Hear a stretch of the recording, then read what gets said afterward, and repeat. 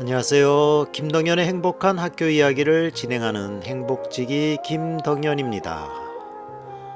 오늘 우리는 격동의 1980년대 한 변호사의 뜨거운 용기와 정의감이 만들어낸 감동적인 이야기를 통해 법조인의 역할과 의미를 되새겨 보려 합니다. 바로 영화 변호인입니다. 많은 분들이 보셔서 잘 알고 있습니다만 저는 이 영화를 통해 정의와 용기라는 렌즈로 지금 이 시대를 바라보고 싶습니다. 이제 대선이 며칠 남지 않았습니다. 그 어느 때보다도 투표하는 손길이 중요합니다. 투투 1과 2분의 1 듣고 오겠습니다.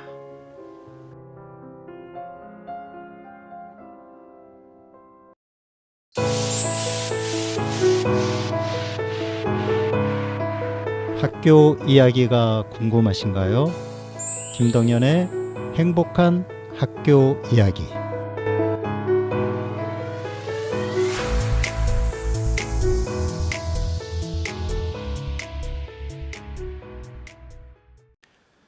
투투의 1과 2분의 1은 정말 신나는 노래죠. 1994년에 발매된 투투 2집 앨범의 타이틀곡으로 발표 당시 엄청난 인기를 누렸던 곡입니다. 노래 제목인 1과 2분의 1은 온전히 하나가 되지 못한 조금은 어색하고 설레는 두 사람의 관계를 그려냈죠. 너는 나의 1과 너는 나의 2분의 1. 함께 해야 비로소 내가 될 수 있는 이 가사가 대표적입니다. 자, 첫 코너 들어갑니다. 유미라 선생님이 전하시는 직업의 세계, 세상의 모든 직업. 오늘은 일러스트레이터를 말씀하시네요. 세상의 모든 직업.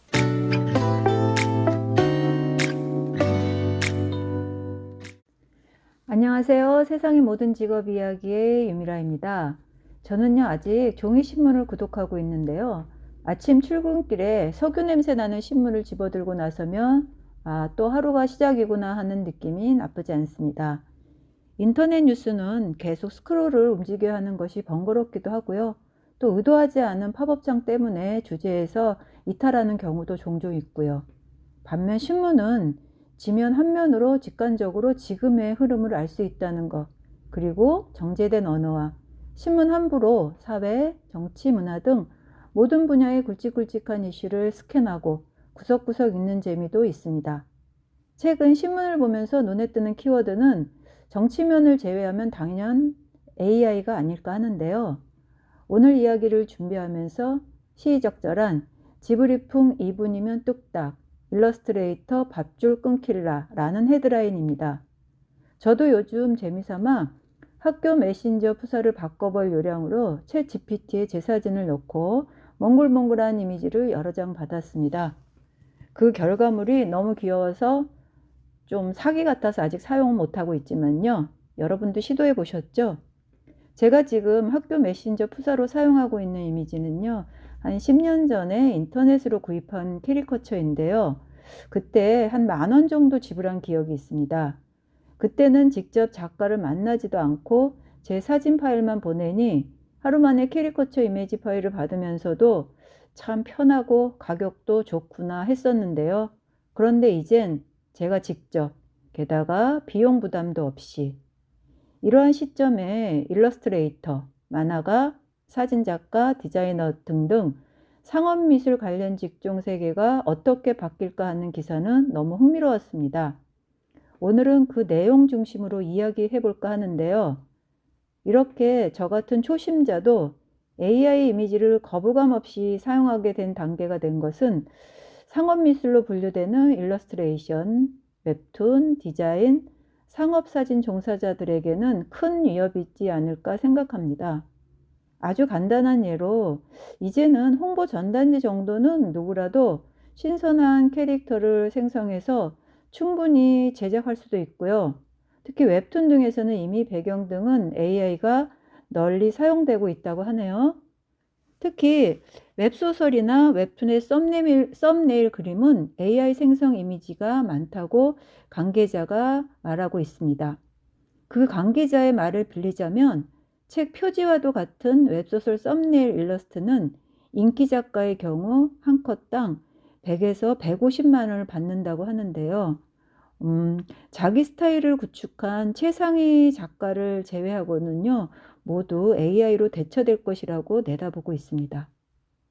상업 사진 작가 역시 모델의 저작권 갱신 문제나 모델에 대한 리스크 부담 문제, 또는 신생기업 입장에서는 생성 AI 이미지 사진 활용이 훨씬 부담이 적다고 보는데요. 이렇듯 업계의 적신호를 경계함과 동시에 사진 작가들은 AI에 대체되기보다 AI를 훨씬 더 효율적으로 쓸 수 있는 직업군이라고 내다보는 시각도 있습니다. 특히 상업사진은 리터치나 합성 과정을 반드시 거치니까 자신이 스튜디오에서 촬영한 사진에 다른 배경을 실시간으로 합성할 수 있도록 AI를 통해 프로세스를 만들어 놓는다든지 하는 식으로 훨씬 더 파워풀한 작업이 가능하다는 예측도 있습니다. 기사 말미에 카이스트의 산업디자인학과 교수님의 말씀을 여러분에게 작은 영감이라도 전해지길 바라면서 그대로 전하고 싶습니다. 지금 이미지 생성 AI는 모바일 콘텐츠에 최적화된 사이즈로 생산되고 있으며 그런 이미지들을 생산해 오던 일러스트레이터들은 대부분 대체될 것이라고 전망하면서 이렇게 덧붙였습니다. 누구나 프롬프트만 잘 쓰면 화가가 되고 디자이너가 될 수 있을 것 같은데 그것은 창조는 아니죠. 우리에게 이미 익숙한 이미지를 생산하는 것뿐입니다. 창조와 생성의 차이죠. 창조를 하는 프로들에겐 AI가 아직 위협이 아닌 것 같습니다. 그들은 오히려 AI를 가지고 어떻게 더 놀라운 창조를 할지 골몰하죠. 하지만 이미지를 생성하던 사람들은 곧 대체될 것입니다. 결국 극심한 양극화죠. 직업 이야기를 진행하다 보면 이 양극화라는 워딩이 계속 나오는 것을 실감합니다. 속도의 문제지 양극화는 다가오고 있는 파도라고 생각하는데요. 일러스트레이터를 포함한 상업 미술 분야에서는 AI의 파도를 어떻게 변해 나갈지 이번 주에도 전 궁금합니다. 그럼 저는 다음 주에도 부지런히 찾아오겠습니다. 여러분 안녕히 계세요. 감사합니다. 지금 여러분은 수원공동체 라디오 김덕년의 행복한 학교 이야기를 듣고 계십니다. 크랜베리스 오드 투 마이 패밀리 듣고 왔습니다. 이 노래는 크랜베리스의 보컬인 돌로레스 오리오던이 자신의 가족에게 느끼는 애틋하고 그리운 마음을 담아 쓴 노래입니다. 어린 시절 가족과 함께했던 행복한 순간을 회상하며 힘든 시절에 가족으로부터 받았던 사랑과 지지에 대한 감사를 표현하고 있습니다. 가족의 사랑과 지지, 영화 변호인에서도 송변 가족, 진우 어머니의 사랑, 그리고 마지막 장면인 부산 지역 변호인들의 지지 등은 많은 힘이 되죠. 교육 소식 알아볼까요? 차원 기자 연결합니다. 교육 소식.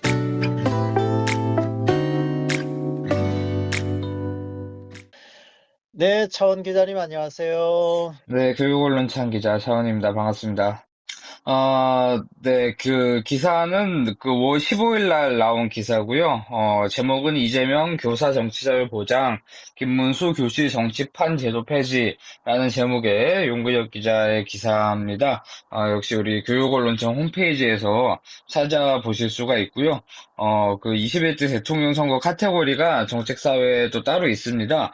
그래서 우리 21대 대통령 선거 카테고리를 클릭을 해 보시면은요, 여러 가지 이 대선에 관한 그 기사들을 확인을 해보실 수가 있어요. 이제 주로 이 스승의 날의 공약들이 많이 나왔어요. 아마 스승의 날이 이 선거 기간 중에 있으니까 후보들도 이날 맞춰서 공약들을 이렇게 좀 낸 것 같고요. 그 리드문을 하나 읽어보자면은 그 이재명 후보는 근무 시간 외에 직무와 무관한 그 정치활동 자유를 보장할 것이라고 공약을 했고요. 이게 이제 그 정치기본권, 교사 정치기본권이 보장이 돼도 그럼 그 수업 시간에 막 교사들이 뭐 1번 찍어라, 2번 찍어라 이런 말씀 하시면 안 되시고요. 못 하시고요. 그런 게 법이기 때문에 그런 우려는 하시지 않으셔도 될 거라고 생각을 하고요. 그렇게 이제 선생님도 민주사회 구성원으로서 정당하게 존중받을 수 있게 하겠다는 겁니다. 이 정치인권 보장하자고 지금 그 교원단체들에서 같이 서명도 받고 있는 걸로 아는데, 그렇게 좀 요구가 많은 거를 이재명 후보가 반영을 하고 있는 상황이고요. 김문수 후보는 교육감 직선제 폐지로 정치적 중립성 확보하겠다는 거고, 이 교육감 직선제 폐지가 보수 진영에서 상당히 많이 이야기가 나오고 있는 것이고, 개혁신당의 이준석 후보는 지금 그 학식 먹자 프로그램을 하고 있어요, 이분이. 그래서 저기 교사에 대한 부담을 가중시키는 것을 막기 위해서 뭐 교권을 회복시키겠다 이런 말씀도 하셨고요. 그다음에 마지막으로 민주노동당 권영국 후보가 이분은 사실 이번에 토론회 때도 보셨겠지만, 약자나 소외된 사람들의 입장을 가장 많이 대변하고자, 하는 후보고요. 그래서 유일하게 이 비정규직 노동자들을 언급을 했습니다. 그래서 뭐 교사, 교육공무직 노동자들, 비정규직 노동자들 노고에 감사하다고 언급을 했고, 또, 낡은 교육 관료들을 혁파해야 된다. 그 다음에 교육 노동자들이, 불안하지 않고, 존중받는 대한민국을 위해서 이렇게 하겠다. 이야기를 했습니다. 오늘 이렇게 기사를 소개를 해드렸습니다. 그래서 해바라기에 89년에 나온 노래 사랑으로 함께 들어보시면서 또 우리 노무현 대통령을 기리는 그런 시간도 가졌으면 합니다. 네, 좋습니다. 해바라기의 사랑으로 함께 듣고, 오늘 차원 기자가 전하는 교육 소식 여기서 마치겠습니다. 수고하셨습니다. 네, 고맙습니다. Hello, здравствуйте, konnichiwa, bonjour. 大家好. Building bridges to a wider world. 여기는 다문학교입니다. 오늘은 김민정, 구예은 학생이 꾸몄습니다. 러시아의 교육인데요. 우리나라 교육 제도와는 어떻게 다를까요? 들어보시죠. 안녕하세요. 더 넓은 세상을 향해 나아가는 저희는 다문화학교입니다. 인사드리겠습니다. 안녕하세요. 이번 라디오 진행을 맡은 DJ 민정이라고 합니다. 여러분, 싱그러운 햇빛이 비쳐오고 산뜻한 바람이 불어오는 봄 내음이 가득한 지금의 날씨 속에서 잘 지내고 계신가요? 오늘은 귀염뽀짝 발랄함의 최고치를 찍은 이제 막 고등학생이 된 예은 학생과 함께 진행을 해보려고 해요. 안녕하세요. 저는 수원의 한 고등학교에서 러시아어를 배우고 있는 구예은이라고 합니다. 와, 예은 학생 반가워요. 요즘 어떻게 지내고 있어요? 이런 화창한 날씨에 저는 중간고사를 열심히 준비하고 있어요. 아, 어쩐지 길을 가는데 벚꽃이 정말 예쁘게 피어 있더라고요. 예은 학생, 혹시 벚꽃의 꽃말이 무엇인지 아시나요? 아, 혹시 중간고사 맞나요? 와, 맞아요. 물론 벚꽃의 진짜 꽃말은 있겠지만 학생들 사이에서는 벚꽃이 필 때쯤 중간고사를 봐서 그렇게 부른다고 해요. 처음에 들었을 때 얼마나 웃었는지. 사실 이 말을 한 이유는 오늘의 주제와 관련이 있기 때문이에요. 예은 학생, 오늘의 주제는 뭐죠? 네, 오늘의 주제는 바로 러시아의 교육입니다. 와, 러시아의 교육! 혹시 그 많고 많은 나라 중에 러시아인 이유가 있을까요? 네, 앞서 말씀드렸다시피 저는 학교에서 러시아어를 전공어로 배우고 있고 평소 교육에 대해 관심이 많기 때문에 러시아의 교육은 어떨까에 대한 의문이 들어 여러분과 함께 공유해보고 싶었습니다. 어머, 그 어렵다는 러시아어를 전공으로 하고 있다고요? 대단해요. 아까 저희가 중간고사 얘기를 했었잖아요. 러시아에도 중간고사 같은 게 있을까요? 한국은 2학기에 한 학기마다 2번의 시험을 보잖아요. 근데 러시아는 1년이 4학기로 나누어져 있어서 학기가 끝날 때마다 시험을 봅니다. 오, 시험을 보는 횟수는 우리나라와 같긴 하네요. 그럼 성적도 학기마다 나오나요? 아니요. 4학기의 성적을 모두 합산하여 최종 성적을 산출합니다. 4학기의 성적을 어떻게 선출하나요? 수업마다 점수를 주는 방식이 있고 학기마다 한 번씩 시험을 보는 방식이 있어요. 수업에서 받은 점수의 평균과 학기마다 보는 시험의 성적을 합산하여 4학기의 성적을 한 번에 산출합니다. 수업마다 받는 점수는 0점에서 5점까지의 점수로 나뉘어져 있어요. 와, 정말 복잡한 과정이에요. 특히 수업마다 주는 점수는 우리나라의 수행평가와는 달라서 정말 새롭고 신기한 방식이에요. 한국에서는 매년 11월이 되면 찾아오는 빅 이벤트가 있죠? 바로 수능입니다. 러시아에도 수능 같은 게 있을까요?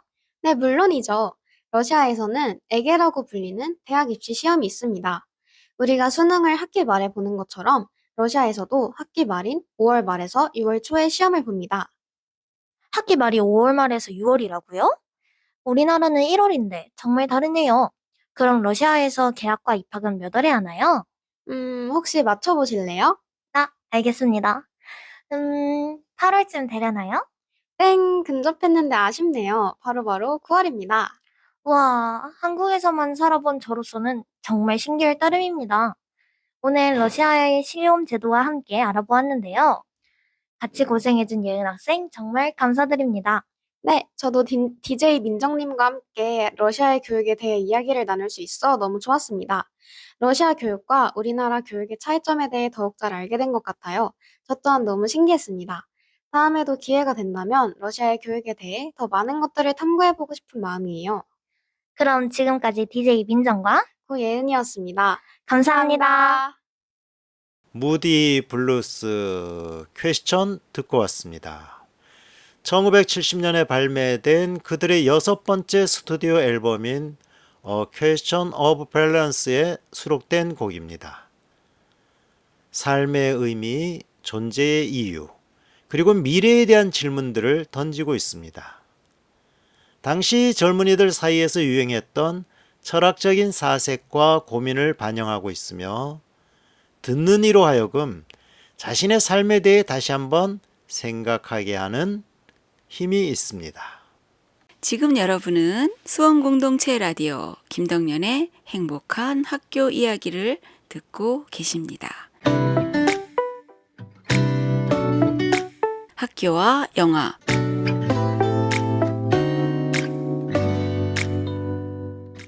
돈 없고 백 없는 사람들의 세금 문제나 해결해 주던 속물 변호사 송우석. 그는 사회 부조리에는 눈 감은 채 오로지 돈 버는 일에만 몰두했습니다. 하지만 우연한 계기로 맡게 된 한 사건은 그의 삶을 송두리째 바꿔놓습니다. 억울하게 누명을 쓴 젊은 국밥집 아들 박진우. 송우석은 진우를 변호하며 권력의 어두운 그림자와 마주하게 됩니다. 오늘 학교와 영화는 2013년 양우석 감독이 연출한 변호인입니다. 음악은 조영욱, 정현수 감독이죠. 첫 OST 메인 테마 듣고 오시죠. 영화의 메인 테마곡인 변호인 듣고 왔습니다. 송우석 변호사의 고뇌와 결의, 그리고 정의를 향한 굳건한 의지가 느껴지는 웅장한 선율입니다. 그는 수많은 위협과 압력에도 굴하지 않고 진실을 밝히기 위해 온 힘을 다합니다. 때로는 외롭고 힘겨운 싸움이었지만 그는 결코 포기하지 않았습니다. 법조인에게 용기란 불의에 침묵하지 않고 소신을 굽히지 않는 강인함일 겁니다. 인권 변호사 최 변호사는 어려운 상황 속에서도 진실을 좇는 송우석에게 조언과 격려를 아끼지 않습니다. 그들의 연대는 우리에게 법조인의 참된 역할에 대해 다시 한번 생각하게 합니다.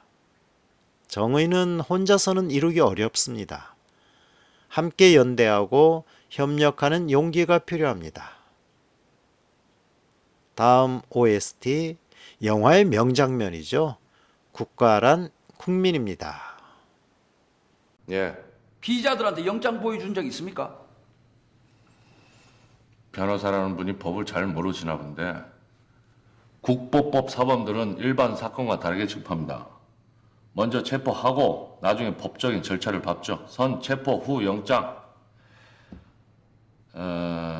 우리 변호사님 국보법 더 공부하고 오시면 그때 와가 다시 증언해도 되겠습니까? 그래, 공부 좀 더 하고 온나? 증인, 수사 과정에서 피고 보호자에게 체포 사실을 알렸습니까? 이거 뭐 알렸는데 보호자랑 연락이 잘 안 되는 경우도 뭐 있는 증인은 피고인을 자그마치 2달이나 되는 기간 동안 불법으로 구금했지요. 변호사 양반, 국보법 더 공부하고 와서 물어보라니까. 국보법 사건은 법적으로 50일까지 구금이 가능하고 관행적으로 몇 달이라도 신문에 왔다고. 대답하세요. 라고 법정에선 존댓말 하시고 지금 증거라고는 고문에서 받아낸 자술서밖에 지금 없지요. 변호인은 억지 유도 신문을 하고 있습니다. 변호인, 증거라고는 자술서밖에 없는 거지요. 저 빨갱이들이 얼마나 지독한데 증거를 남기겠습니까?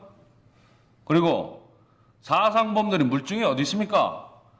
국보법 사범들은 자백에 포커스를 맞추고 수사를 하는 겁니다. 자꾸 국보법 하는데 헌법 제11조 6항 형사소송법 제310조에 의하면 자백만으로는 유죄 입증이 안 된다고 돼 있습니다. 국보법은 헌법 위에 있고 형사소송법의 대원칙도 무시합니까? 그걸 왜 나한테 그래요? 나는 있는 법 그대로 집행했을 뿐인데. 증인, 피의자가 국보법에 해당하는지 안 하는지 누가 어떻게 판단합니까? 공안 형사만 13년째입니다.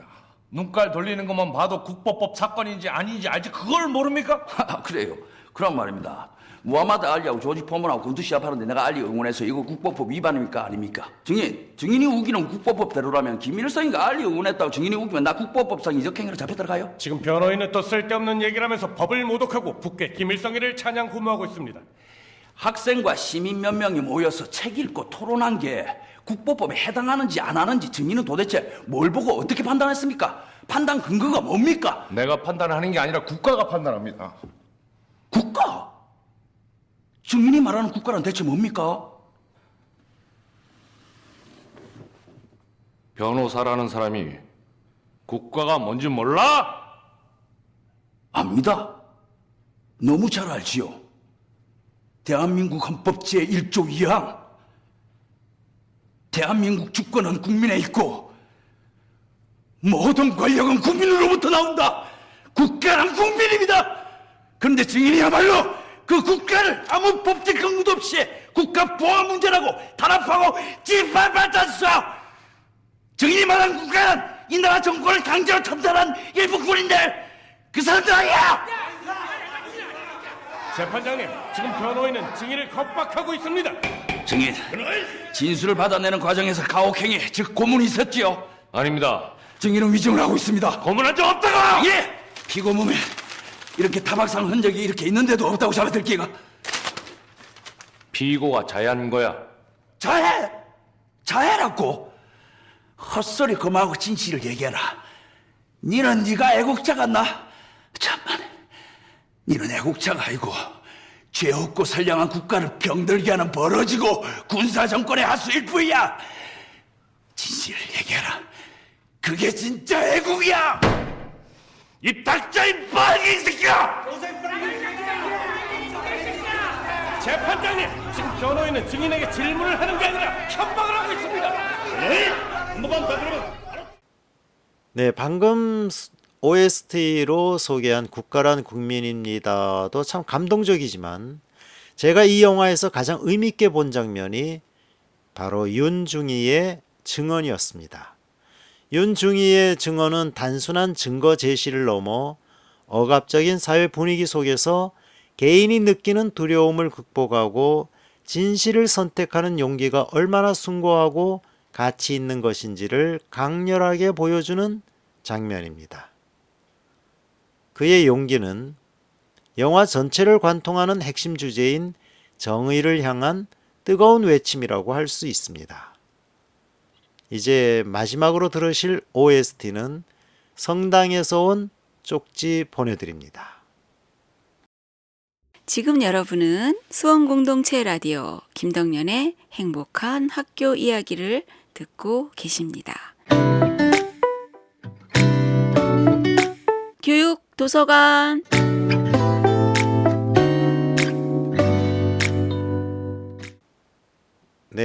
헨리 데이비드 소로의 수필 시민 불복종을 소개하려 합니다. 1849년에 발표된 작품으로 부당한 정부 권력에 대한 개인의 저항 정신을 강력하게 주장하는 고전입니다.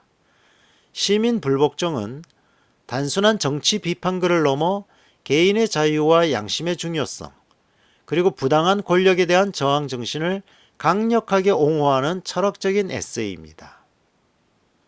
소로는 국가나 사회의 요구보다 개인의 양심과 도덕적 판단을 우선시하며 부당한 시스템에 순응하지 않고 스스로 판단하고 행동하는 주체적인 개인의 중요성을 강조합니다. 이는 획일적인 사고와 행동을 강요하는 사회에 대한 비판적인 시각을 제시합니다. 소로의 불복종 사상은 마하트마 간디의 비폭력 독립운동과 마틴 루터 킹 주니어의 시민권 운동 등 20세기 비폭력 저항 운동의 중요한 철학적 토대가 되었습니다.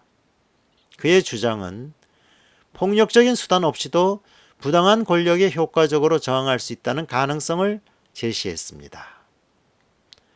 소로는 다수결 원칙에 기반한 민주주의 역시 개인의 권리를 침해하거나 부당한 정책을 시행할 수 있다는 점을 지적하며 민주주의 사회에서도 끊임없이 정의의 원칙을 고민하고 감시해야 할 필요성을 강조합니다. 헨리 데이비드 소로의 시민 불복종은 정의로운 사회를 향한 개인의 용기 있는 행동의 중요성을 일깨우는 불멸의 고전이라고 할 수 있습니다. 그의 통찰력 있는 주장은 시대를 초월하여 우리에게 끊임없이 질문을 던지고 더 나은 사회를 만들기 위한 고민과 실천을 촉구합니다.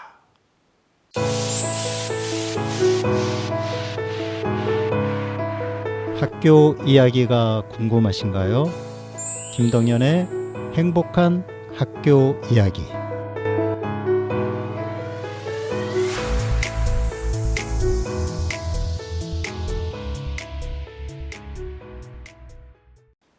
오늘 우리는 영화 변호인을 통해 법조인의 정의와 용기에 대해 함께 생각해 보았습니다. 그리고 헨리 데이비드 소로의 수필 시민 불복종을 읽었습니다. 이 수필집으로 우리는 정의로운 사회를 향한 개인의 용기 있는 행동을 생각해 보았습니다. 다음 주 6월 3일은 대통령 선거일입니다. 아침에 행복학교도 듣고 서둘러 준비해서 투표하러 가자고요. 우리에게 투표는 정의와 용기입니다. 마지막 곡 보내드립니다. 조지 베이커 셀렉션 I've been away too long. 지금까지 행복지기 김덕연이었습니다. 행복이 늘 당신 곁에 있기를.